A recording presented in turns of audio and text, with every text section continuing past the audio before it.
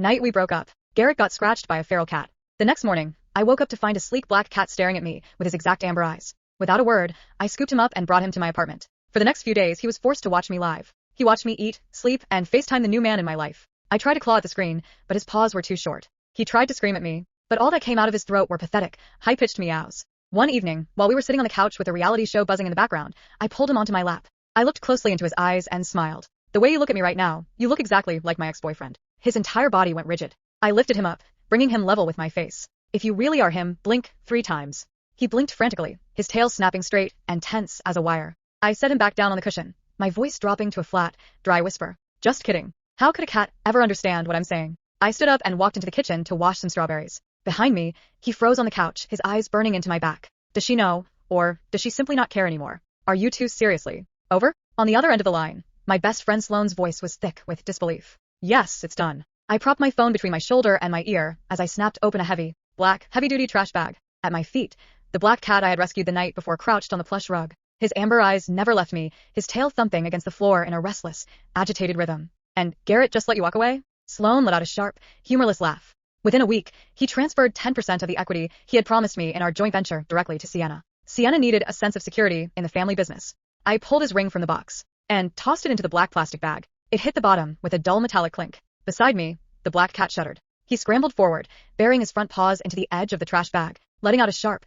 desperate yowl meow. I looked down at him. The look in his eyes was identical to Garrett's. It was the same arrogant, high-handed certainty that I would never actually leave, no matter what he did. I used the toe of my slipper to gently nudge him aside. Stop it, it's dirty. The cat ignored me, lunging again, his small teeth tearing at the plastic. I didn't bother stopping him. I went back to clearing the drawer. Garrett's spare key, tossed the matching coffee mugs he bought us, tossed the silk slip dress he had custom ordered because he liked how my body looked in it. Tossed. Sounds like you're purging every trace of him, Sloane remarked over the line. Just clearing out the garbage. My voice was completely flat as I stuffed the last of his designer button-down shirts into the bag. There was a faint, dried coffee stain on the cuff of the sleeve. It had happened last week when Garrett threw his arm out to block a spill from hitting Sienna's dress. At the time, he had turned to me, his tone smooth, reasonable, and entirely dismissive. Audrey, run down to the car and grab my spare shirt. Would you? Let's not make Sienna feel guilty about this. That was his specialty, using the softest, most loving words to commit the most glaring betrayals. The black cat was pacing in frantic circles around my ankles. Seeing that I was ignoring him, he leaped onto the coffee table and slammed a paw down onto my phone. The screen flared to life. A text notification from Elliot popped up. Elliot, are you free tomorrow? I managed to secure a table at that new omakase place you've been wanting to try. The cat froze. He stared at the name Elliot on the screen, a low, guttural growl vibrating deep in his throat. Is that Elliot texting you? Sloane asked, her sharp ears catching the vibration. Yeah, go. Absolutely go. Why should Garrett spend every waking hour cuddling his precious sister while you sit at home waiting for table scraps? You deserve a life, Audrey. I picked up the phone, carefully avoiding the cat's unshorn claws. My fingers tapped across the keyboard. Audrey, I'd love to see you tomorrow. Before I could lock the screen, the cat went wild. He launched himself toward the phone, claws out. I swiped the phone high out of his reach. He missed, landing heavily on the rug with a dull thud. I stood over him, my shadow swallowing him whole. Try that again, and you're sleeping outside. Outside, the cat went entirely still. He looked up at me, those amber eyes wide with a sudden dawning terror. It was as if he couldn't comprehend the ice in my voice, just like Garrett. Garrett had lived his entire life believing that the Audrey who always left a porch light burning for him would never, under any circumstances, shut the door on him for good. I tied the black trash bag into a tight double knot. I held it to the foyer, opened the front door, and threw it into the chute without looking back. The next morning, I took the black cat to the vet. He hadn't slept all night. He had spent the dark hours pacing the living room floor, frantically scratching at the empty drawer where his belongings used to be. When I tried to put him into the plastic carrier that morning, he fought me with a savage, leaving a deep red scratch across the back of my hand. I looked at the thin beads of blood welling up on my skin. I didn't yell. I didn't cry. I simply took an antiseptic wipe and wiped the blood away. My expression entirely blank, the cat went still. He shrunk into the back corner of the carrier, staring at my hand, letting out a low, pathetic whimper. It sounded almost like an apology. The veterinary clinic was packed. When the doctor pulled him out onto the stainless steel exam table, the cat was uncharacteristically docile. But his eyes never left my face, tracking my every movement as if terrified I might walk out the door. He's got quite a temper, the vet remarked. Checking his heart rate, his stress levels are off the charts. Extreme anxiety. He's still adjusting to a new environment, I said. Looking down at my phone, my texts were quiet. Garrett's avatar remained silent. But there was a message from his executive assistant, Arthur, sent 30 minutes ago. Arthur, Miss Audrey. Mr. Mercer had an accident last night and is currently admitted to the hospital. Arthur, he was highly agitated when he woke up and realized you weren't there. When would it be convenient for you to visit? Miss Sienna is currently with him, but he keeps asking for you. I looked at the screen and felt a cold, mocking laugh bubble up in my chest. Sienna was already there. Why on earth did he need me to act as a prop for their touching family reunion? I swiped left on Arthur's chat thread and hit delete on the table. The cat began to struggle. He tried to crawl toward me, but the vet held him down gently. Easy there, buddy. Almost done. The clinic door swung open and Zachary stepped into the exam room. Zachary was Garrett's college roommate and closest enabler. In his arms, he carried a pristine, incredibly expensive ragdoll cat, the very one Garrett had bought for Sienna last month. Zachary stopped when he saw me. A sneer curled his lips as his eyes drifted to my plastic carrier. What? Well, Audrey, he drawled, his voice dripping with condescension. You certainly have your priorities straight, don't you? He set Sienna's cat on the adjacent counter. Garrett is lying in a hospital bed and you don't even have the decency to show your face. Instead, you're here playing nurse to some mangy alley cat. I didn't look at him. He has Sienna. He doesn't need me. Zachary let out a harsh laugh. Are you still throwing a tantrum over that? Sienna is his family, Audrey. What is wrong with him looking out for her? He took a step closer, his eyes narrowing. Do you even know why Garrett got into that accident last night? He drove halfway across the city in a torrential downpour just to get those pastries from the bakery downtown, the ones you supposedly love. He was walking back to his car when some stray cat attacked him, and he lost control of the wheel on the drive back. You really are a piece of work, Audrey. Have some decency. I kept my gaze fixed on the black cat on the exam table. His small body had gone completely rigid. He was staring at me with an intense, pleading urgency, waiting for my reaction. Did he think I would break? He honestly believed that a story about his hollow, dramatic grandstanding would make me run back to his hospital bedside? I reached down and smoothed the band-aid over my scratched hand. The bakery downtown, I finally raised my eyes to meet Zachary's. I have a lethal peanut allergy, Zach. Every single pastry from that bakery is fried in peanut oil. Zachary's smug expression faltered. He bought those because they are Sienna's favorite, I said, my voice entirely devoid of emotion. Zach, do me a favor and give Garrett a message. If he wants to play the doting brother to Sienna, tell him to go right ahead. Just tell him to stop using my name to alleviate his own guilt. On the exam table, the black cat thrashed violently. He kicked out, knocking a stainless steel tray of medical instruments to the floor with a deafening clatter. He bared his teeth, letting out a raw, agonized shriek, trying to leap toward me. He looked desperate to explain, desperate to tell me it wasn't like that. I gave him a brief, cold glance, then turned my back on him. Doctor, please put him back in the carrier. When you're finished, I'll be waiting in the lobby. When we got back to the apartment, I began to pack. There wasn't much of my own to take. Garrett had bought the apartment, and almost everything inside it had been purchased with his credit card. My entire life fit neatly into a single rolling suitcase. The black cat followed me like a shadow. Wherever I stepped, he was right at my heels. I began pulling the designer dresses Garrett had bought me out of the closet, taking photos of them to list on a luxury resale app. The cat jumped onto the bed, slamming his paw down onto a silk gown. He refused to let me move it. Move, I said, pushing a shoulder. He dug his claws into the fabric, letting out a low, rumbling growl of protest. I ignored him, turning my attention to the desk. In the bottom drawer, buried beneath old tax documents, was a thick manila envelope. It contained the stock certificates for a subsidiary of the Mercer Group. When Garrett had given Sienna 10% of the parent company, he had handed me these subsidiary shares as a consolation prize. He had pinched the back of my neck, his voice dripping with patronizing warmth. This company will be your security. Audrey, be a good girl. Stop fighting with Sienna over pennies. I had accepted the envelope back then without a word. Now I pulled the certificate out, slipped it alongside the signed relinquishment form I had prepared, and sealed the envelope. The cat saw the envelope and went completely feral, his teeth baring as he tried to tear the thick paper to shreds. Garrett, I said quietly. Garrett, I said quietly. The cat stopped chewing the envelope. His amber eyes lifted to mine. If you really are Garrett, you have exactly 10 seconds to convince me. His ears twitched. I folded my arms. 10. He jumped onto the desk. 9. He shoved the envelope toward me. 8. He pawed at the signature on the relinquishment form. 7. He grabbed my pen in his mouth and dragged it across the paper. I stared. The cat stared back. 6. He dropped the pen. 5. He placed one paw directly over the signature line. I slowly raised an eyebrow. 4. He nodded. I blinked. He nodded again. 3. He started frantically pawing at the document. 2. He pointed toward himself. 1. I burst out laughing. Oh my God. The cat looked offended. You're actually him. He sat down with the dignity of a disgruntled businessman. I crouched beside him. So the great Garrett Mercer got scratched by a feral cat, turned into one, and now has to watch his ex-girlfriend sell his clothes? His tail flicked. That is hilarious, he hissed. Don't give me that look. You earned this. He jumped onto the chair and began pacing. I followed him with my eyes. Wait. If you're really Garrett. He stopped. You can understand everything I'm saying. He slowly turned his head. A smile spread across my face. Oh, this is going to be fun. His ears flattened. Do you remember telling me I was too emotional? He looked away. Do you remember telling me Sienna needed you more than I did? His ears dropped. Do you remember giving her 10% of our company? He stared at the floor. And do you remember telling me I'd never leave because I loved you too much? He covered his face with both paws. I laughed so hard I nearly fell off the chair. Garrett, he peeked between his paws. You're embarrassed. He immediately turned around. Don't walk away from me. He kept walking. I scooped him up. He squirmed furiously. You spent 3 years telling me what to do. Now it's my turn. He froze. I carried him to the kitchen. Rule number 1, you don't attack Elliot's messages. A growl. Rule number 2, you don't destroy my paperwork.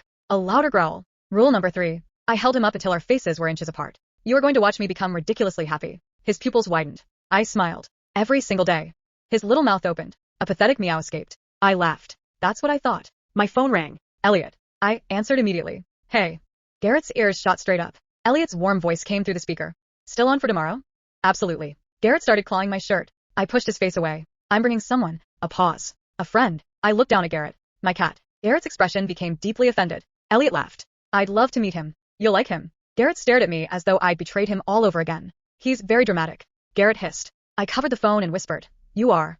The next morning, I received 3 messages from Arthur. Mr. Mercer is asking for you. He says he won't sign the hospital discharge papers unless you come. Then, Miss Audrey, he's refusing to cooperate with the doctors. I glanced at Garrett. He was sitting beside his food bowl, staring at me. You want me to go? He shook his head. I smiled. Good.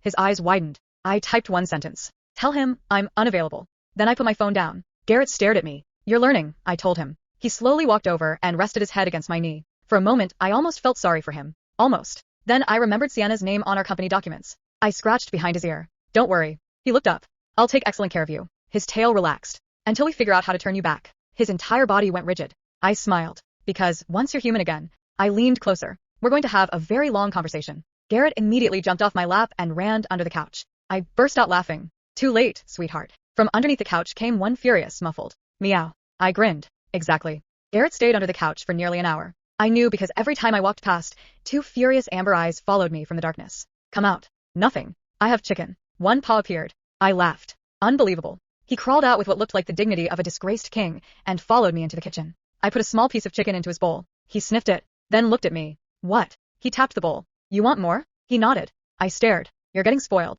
He nodded again. Fine. I gave him another piece. His tail curled happily. Then my phone rang. Arthur. I answered. Hello. Miss Audrey, there's been a problem. I glanced at Garrett. What kind? Mr. Mercer escaped the hospital. I nearly dropped my phone. What? He ripped out his stole a doctor's coat and walked out. I slowly looked down. Garrett was sitting beside his bowl. His ears had perked up. You're telling me Garrett escaped a hospital? Yes. When? About 20 minutes ago. I stared at the cat. The cat stared at me. I narrowed my eyes. Arthur, where is he now? We're trying to locate him. Garrett suddenly sprinted toward the front door. I grabbed him. He squirmed violently. Oh no. He clawed my sleeve. You're staying right here. He hissed. Because if you're actually Garrett, you are absolutely not going anywhere near Sienna. He froze. Then, he began struggling again. I held him tighter. Why? He scratched at the floor. Is she in danger? He shook his head. Then what? He looked toward my laptop. I set him down. He immediately jumped onto the desk. Then onto the keyboard. His paws landed across several keys. The screen lit up. An email opened. I frowned. It was from Sienna. Garrett, we need to talk about Audrey's shares before she does something stupid. My smile disappeared. Another message appeared underneath. Once she signs the relinquishment papers, everything becomes much easier. I looked at Garrett. He was staring at the screen. His pupils had become enormous. I scrolled. There were dozens of messages. Sienna had been communicating with someone using Garrett's private account. Then I saw one attachment. A transfer agreement. My name was on it. So was Garrett's. But beneath our signatures was another name. Sienna Vale. I opened the document. My stomach dropped. The 10% Garrett had transferred to Sienna wasn't a gift. It was collateral. Sienna had borrowed hundreds of millions against it. And if the deal failed, Garrett would be personally liable. I slowly looked at the cat. So, that's why you were panicking. He nodded. I stared at the screen. You didn't give her 10% because she needed security. He shook his head. You gave it to her because she threatened you. He nodded. And she used her company as collateral. Another nod. I leaned back. For the first time, I felt something other than anger. Curiosity. What exactly did she threaten you with? Garrett jumped onto the keyboard. A new email opened. This one was from 3 weeks earlier. If Audrey finds out about the original acquisition, she'll leave you. You know that. I stopped breathing. Original acquisition? I read the next line. And once she learns who actually owns Mercer Group, she'll never forgive either of us. I looked at Garrett. He went completely still. Garrett. He slowly lowered his head. What don't I know? He wouldn't look at me. I stood. Garrett. Nothing. I crouched beside him. Who actually owns Mercer Group? His amber eyes finally met mine. Then he did something I had never seen him do. He pointed at me. I stared. No. He pointed again. Me? He nodded. I laughed nervously. That's impossible. He shook his head. I pulled up the company's ownership records. My name wasn't there. I checked the subsidiary. Nothing. Then I searched the original incorporation documents. There it was. A trust. Created 23 years ago. Beneficiary. Audrey Vale. My smile vanished. Vale. That was my mother's maiden name. Garrett climbed onto my lap. I looked at him. Why would my family own Mercer Group? He stared at me. Then, he pointed toward the locked drawer in my bedroom. I slowly stood. What is in there? He ran toward the bedroom. I followed. He jumped onto the dresser and pawed at the drawer.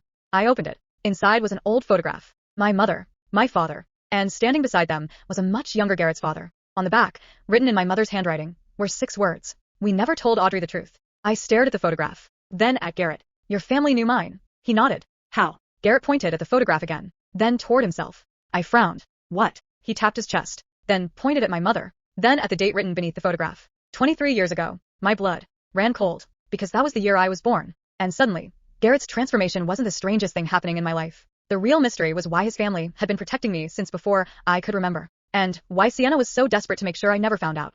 I barely had time to process the photograph before someone knocked on the door. Garrett bolted under the bed. I grabbed the nearest kitchen knife and approached the entrance. Who is it? Arthur. I opened the door. He was pale. Miss Audrey, you need to come with me. Why? Because Sienna just emptied 3 Mercer accounts. I blinked. How much? $400 million. I smiled. Of course she did. Arthur swallowed. And she blamed you. I laughed. She what? She told the board you secretly transferred the money. I grabbed my coat. Take me to the board meeting. Arthur stared at me. You're going? Absolutely. Garrett appeared from under the bed. He looked at me, then at Arthur. Then he marched straight into my purse. I stared down. You're coming too? He climbed inside. Fine. 30 minutes later, I walked into the Mercer Group boardroom with a black cat sticking his head out of my designer handbag. Every executive turned toward me. Sienna stood at the end of the table. She smiled. Audrey. How generous of you to finally show up. I dropped my bag onto the table. Garrett's head popped out. Sienna's smile vanished. I sat down. Let's talk about the $400 million you stole. Her face hardened. I didn't steal anything. Then explain the transfers. She looked at Garrett's executives. They were authorized by Garrett. I smiled. Wonderful. I pulled out my laptop. Then you'll have no problem explaining this. I displayed the bank records. Every transfer led to one of Sienna's private companies. The room erupted. Sienna went pale. You hacked my accounts. No. I clicked again. These were downloaded from Garrett's corporate server. Her eyes widened. Then I played an audio recording. Sienna's voice filled the room. Once Audrey signs away her shares, Garrett will be trapped. I'll control everything. Silence. Sienna stared at me. Where did you get that? I smiled. Garrett. Everyone looked around. There was no Garrett. Then a furious black blur launched from my purse. Garrett landed directly on Sienna's face. She screamed. Get this cat off me. Garrett clung to her hair like a tiny demon. I calmly sipped my coffee. Don't worry. I smiled. He's very protective of his assets. Security finally pulled him away. Garrett landed on the floor, puffed up like a furious ball of darkness. Sienna's face was scratched. Her perfect makeup was ruined. And the board had seen everything. But I wasn't finished. I placed the old photograph on the table. There's one more thing. Arthur's face changed when he saw it. I noticed. You recognize this? He hesitated. Yes. Then tell me. At what site? Your mother founded Mercer Group with Garrett's father. I froze. What? Your mother owned 51%. Sienna's face went white. Arthur continued. After she died, the shares were placed into a trust. I whispered. For me. He nodded. Garrett's father was appointed temporary trustee. I looked at the cat. So Garrett knew? Arthur looked uncomfortable. He found out 3 years ago. My heart dropped. 3 years. The exact year Garrett started dating me. I turned toward him. His ears flattened. You knew I owned half the company. He looked away. I laughed. Oh, Garrett. I picked him up. You really are an idiot. He gave a tiny guilty meow. I hugged him. Anyway. Then I looked at Sienna. You stole $400 million from a company you never owned. Sienna's lips trembled. And you spent years convincing Garrett that I was the outsider. I smiled. Congratulations. I stood. You played yourself. The board voted to remove Sienna that afternoon. By evening, prosecutors were waiting outside her mansion. And Garrett? He spent the night sitting beside me on the couch. I scratched behind his ears. You know what? He looked up. I'm keeping the company. His tail flicked. And I'm keeping the apartment. His tail flicked again. And I'm definitely keeping Elliot. His ears flattened. I laughed. Oh, don't start. He jumped onto my lap and glared at me. I kissed the top of his head. Relax. I smiled. You've got bigger problems. He looked terrified. Because tomorrow. I held him up to my face. We're finding out how to turn you back into a human. His eyes widened. And when you become Garrett again. I grinned. You're signing every single document you hid from me. He immediately tried to escape. I grabbed him. Too late. His furious meow echoed through the apartment. I laughed until my stomach hurt. For the first time since our breakup, Garrett had absolutely no idea what was coming next. And honestly, I loved it. The next morning, I took Garrett to the same alley where he'd been scratched. I had spent half the night researching the strange feral cat that had attacked him. There was only one problem. Nobody had ever seen it before. Until now. A skinny gray cat stepped out from behind a dumpster. Garrett froze. The gray cat stared at him, then at me, then it hissed. Garrett immediately hid behind my legs. I stared down at him. Seriously? He peeked around my knee. The gray cat lunged. Garrett, too late. Its claws caught his paw. He yowled. A strange golden flash burst between them. I stumbled backward. The gray cat vanished into the alley. Garrett collapsed onto the pavement. The gray cat scratched Garrett again, and this time the transformation reversed immediately. 1 second, he was a terrified black cat. The next, Garrett was sitting on the pavement, completely human, staring at his own hands. He touched his face, then his hair, then his legs. I'm back. I burst out laughing. You look ridiculous. He stood up, grabbed me by the shoulders, and stared at me like he'd just won the lottery. Audrey, I'm human. I noticed. I can talk. You've always talked too much. He opened his mouth. I pointed at him. Careful. He immediately shut it. We walked home together. Garrett spent the entire way complaining about how humiliating it had been. You made me sleep in a laundry basket. You liked it. I did not. You chased a laser pointer for 20 minutes. I thought it was a threat. You tried to fight Elliot through my phone. That was different. I laughed. Once we reached the apartment, Garrett stood awkwardly in the doorway. Everything was familiar. The couch, the coffee table, the empty drawer where his belongings used to be. He looked at the trash bag sitting by the door. You really threw everything away? Yes. He sighed. I deserve that. You did. He nodded. Then he reached into his pocket. I stared. Where did you get clothes? He looked down. Arthur brought them. Of course he did. Garrett took a breath. Audrey, I need to apologize. I folded my arms. He looked straight at me. I was selfish. I put Sienna's problems above yours because I convinced myself that you would always understand. I said nothing. I gave away your shares without asking. I dismissed your feelings. I made you feel like you were competing with someone who shouldn't have been part of our relationship. He swallowed. And I thought you would never leave. You were wrong. I know. He stepped closer. I don't expect you to take me back. Good. His face fell. I smiled. But I don't hate you anymore. He looked surprised. That's progress. He laughed quietly. Then my phone buzzed. Elliot, dinner tonight? Garrett glanced at the screen. His jaw tightened. I smiled. Don't. I didn't say anything. Your face did. He sighed. Fine. I grabbed my purse. I'm going. He nodded. Have fun. I stopped. That was surprisingly mature. I spent 4 days as a cat. I've gained wisdom. I laughed. Goodbye, Garrett. Wait. I turned. He smiled. Can I at least have my cat privileges? I stared at him. You mean the privileges of being fed? Yes. Absolutely not. He looked horrified. Why? Because you're human again. I opened the door. Get your own dinner. He stared at me, then laughed. For once, neither of us was pretending everything was perfect. Garrett had learned his lesson. I had gotten my freedom. And somewhere along the way, my arrogant ex-boyfriend had become the only man I knew who could honestly say he'd been both my biggest problem and my favorite cat.